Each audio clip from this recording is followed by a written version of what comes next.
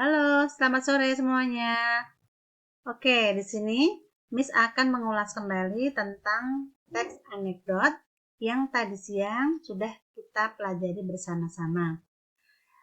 Di antara kalian, jika tadi siang belum bisa mengikuti, kalian bisa menyimak rekaman berikut ini. Anak-anak, di kelas 10 ini kalian sudah mengenal ya dari kelas 9, kelas 10 sekarang kalian mengenal satu lagi teks yaitu teks anekdot. Di dalam teks anekdot yang akan dibahas adalah pengertian dari teks anekdot. Kemudian, ciri-ciri teks anekdot. Struktur teks anekdot dan penjelasannya. Yang terakhir adalah contoh anekdot. Pengertian dari teks anekdot adalah sebuah cerita lucu atau menggelitik yang bertujuan memberikan pelajaran tertentu yang melibatkan tokoh tertentu yang bersifat faktual ataupun terkenal. Oleh karena itu, anekdot bukan hanya sekedar hal-hal lucu atau humoran, akan tetapi bertujuan di balik kelucuannya. Baik, ciri-ciri anekdot merupakan ciri atau narasi singkat yang di dalamnya ada tokoh, alur, dan latar. Di sini tokohnya bisa berupa faktual, biasanya orang-orang yang terkenal. Faktual adalah berupa fakta. Kemudian alurnya berupa rangkaian peristiwa yang benar-benar terjadi tetapi sudah mendapat polesan maupun tambahan-tambahan dari pembuat anekdot. Latarnya berupa waktu, tempat, dan suasana yang mendasar terjadinya suatu peristiwa dalam anekdot diharapkan faktual. Artinya benar-benar ada dalam dunia nyata. Maksud dari dunia nyata di sini adalah misalkan di sekolah, di negara, di pasar, atau di sebuah pertemuan. Itu adalah contoh latar yang sifatnya nyata. Kemudian, ciri-ciri teks anekdot berbentuk lelucon dan mengandung kritik dan dapat dijadikan bahan pelajaran bagi khalayak atau orang banyak. Struktur teks anekdot, di sini anekdot dibentuk oleh 5 struktur. Yang pertama adalah abstrak, yang kedua orientasi, yang ketiga krisis, keempat reaksi, dan kelima koda. Baik, kita akan pelajari apa maksud dari bagian-bagian tersebut. Di sini akan diberikan penjelasan tentang struktur teks anekdot.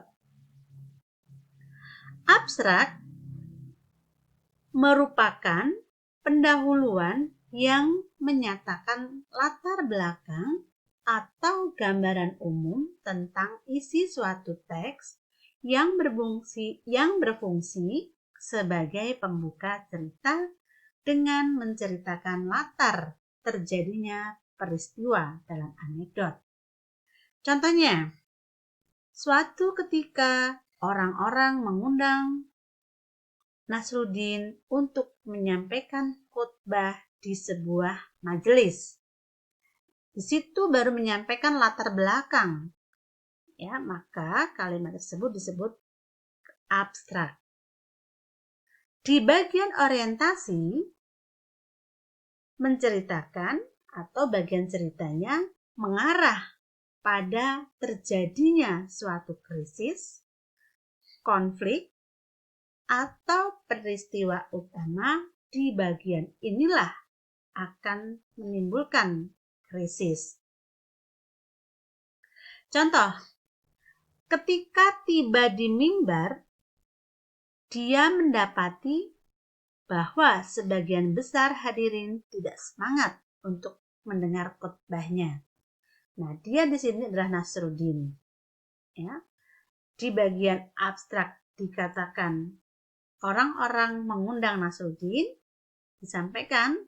Kemudian di bagian orientasi dikatakan ketika tiba di mimbar, dia mendapati bahwa sebagian besar hadirin tidak semangat untuk mendengar khotbahnya.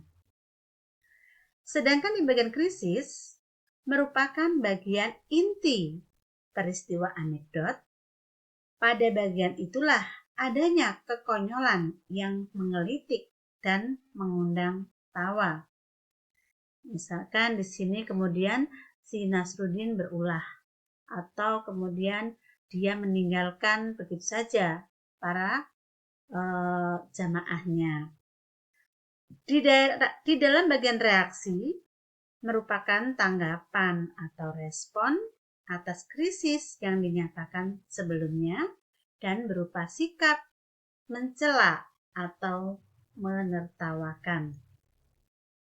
Di bagian koda merupakan penutup dan kesimpulan sebagai berakhirnya cerita.